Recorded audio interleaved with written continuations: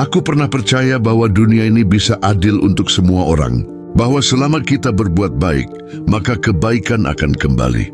Tapi hidup terus mengajariku pelan-pelan bahwa tak semua yang baik diperlakukan dengan baik dan tak semua yang jahat akan langsung menuai akibatnya. Aku duduk diam dalam banyak senyap, mengamati orang-orang yang melukai tanpa rasa bersalah, yang mengkhianati tanpa penyesalan, yang menciptakan luka seolah itu bukan hal besar. Dan yang lebih menyakitkan, mereka bisa tertawa, tapi ternyata aku salah. Mereka tak benar-benar tertawa. Kata para filsuf Stoik, terutama Epictetus dan Marcus Aurelius, kejahatan bukan sekadar apa yang seseorang lakukan, tapi siapa di serta ada yang melihat. Keburukan, sekuat apapun ditutupi dengan topeng, akan tetap bocor keluar. Karena jiwa tidak bisa berdusta pada dirinya sendiri. Orang jahat tidak akan bisa menyembunyikan ini, batin yang kacau. Mereka bisa menyembunyikan amarah mereka di balik senyum palsu. Mereka bisa menyembunyikan niat buruk mereka di balik kata-kata manis. Tapi mereka tak bisa menyembunyikan perang batin yang mereka bawa setiap malam sebelum tidur. Mereka dihantui oleh suara yang terus berbisik bahwa hidupnya kosong, bahwa kekuasaan mereka rapuh, bahwa penghargaan orang lain itu palsu. Dan perlahan-lahan, seperti gelas yang retak, mereka pecah dari dalam. Kejahatan itu seperti utang. Tak peduli seberapa hebat kamu menyembunyikannya, bunga dari utang itu akan terus menumpuk.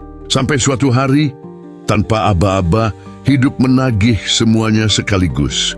Orang jahatnya pada akhirnya akan dikejar oleh satu hal yang tak bisa mereka hindari, diri mereka sendiri. Di dalam filsafat Stoik, ada satu prinsip utama, kebajikan adalah satu-satunya kebaikan sejati. Segala sesuatu yang bersifat eksternal, uang, pujian, kekuasaan, bahkan reputasi, semuanya bersifat netral. Yang menjadikannya baik atau buruk adalah bagaimana kita memperlakukan dan memperolehnya.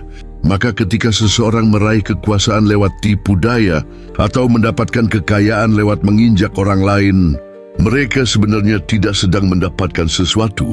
Mereka sedang kehilangan sesuatu yang lebih berharga, jiwa yang damai. Karena damai itu tidak bisa dibeli. Ia tidak lahir dari pujian orang lain. Ia hanya muncul dari hidup yang jujur, dari pikiran yang bersih, dari hati yang tidak menyakiti siapapun demi keuntungan pribadi. Aku pernah bertanya dalam hati, mengapa orang jahat kadang terlihat bahagia? Dan kenapa justru orang baik yang sering terluka? Tapi semakin aku membaca stoikisme, aku sadar kita sedang melihat dari kulit luar. Orang jahat mungkin tertawa keras, tapi batinnya bisa sunyi. Orang baik mungkin menangis dalam diam, tapi hatinya tidak berkonflik dengan dirinya sendiri. Dan itulah kemenangan sejati. Marcus Aurelius menulis dalam Meditations, jika seseorang berbuat jahat padamu, itu adalah urusannya, bukan urusanmu. Urusanmu adalah menjaga agar kamu tidak menjadi seperti dia. Kita tak bisa mengontrol siapa yang menyakiti kita, tapi kita bisa mengontrol apa yang kita lakukan setelahnya. Kita bisa memilih membalas dengan kebencian yang sama atau mengangkat diri kita lebih tinggi dengan kebajikan. Kita bisa memilih untuk tidak ikut menjadi rusak oleh kejahatan yang menyentuh kita. Dan dalam jangka panjang, orang yang menjaga nilai-nilai itulah yang akan menang, karena hidup ini seperti cermin yang menunggu waktu untuk memantulkan semuanya kembali. Cepat atau lambat, engkau tahu apa yang paling menyiksa bagi orang jahat? Bukan hukuman, bukan penjara, tapi kesunyian batin yang tak bisa mereka bagikan pada siapapun. Kesadaran bahwa semua yang mereka miliki tidak pernah cukup untuk mengisi kekosongan jiwa mereka, bahwa semua kemenangan mereka terasa hampa karena didapat dengan cara yang kotor. Mereka bisa tertawa di keramaian, tapi mereka menangis dalam tidur. Mereka bisa berdiri dengan kepala tegak di depan dunia, tapi hati mereka membungkuk setiap kali mengingat siapa yang mereka sakiti.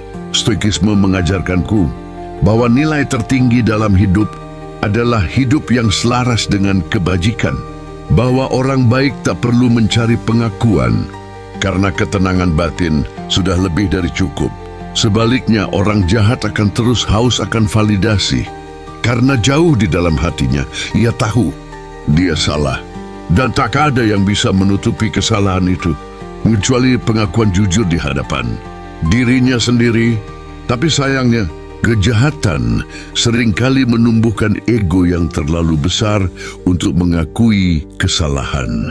Aku tidak lagi iri pada orang-orang yang curang tapi berhasil. Karena aku tahu mereka sedang berjalan di jalan yang gelap, meskipun cahaya lampu sorot menerangi mereka.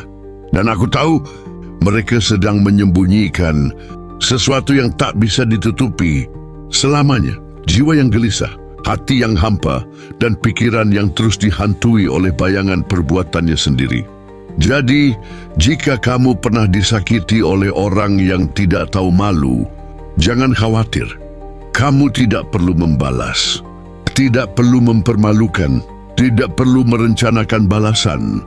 Karena kehidupan ini punya cara yang pelan tapi pasti, yang akan menunjukkan siapa yang jujur dan siapa yang licik. Dan di akhir cerita, yang akan menang bukan yang paling banyak bicara, tapi yang paling tenang hatinya. Orang jahat tidak akan bisa menyembunyikan ini. Mereka bisa menipu orang lain, tapi mereka tidak akan pernah bisa menipu hati mereka sendiri.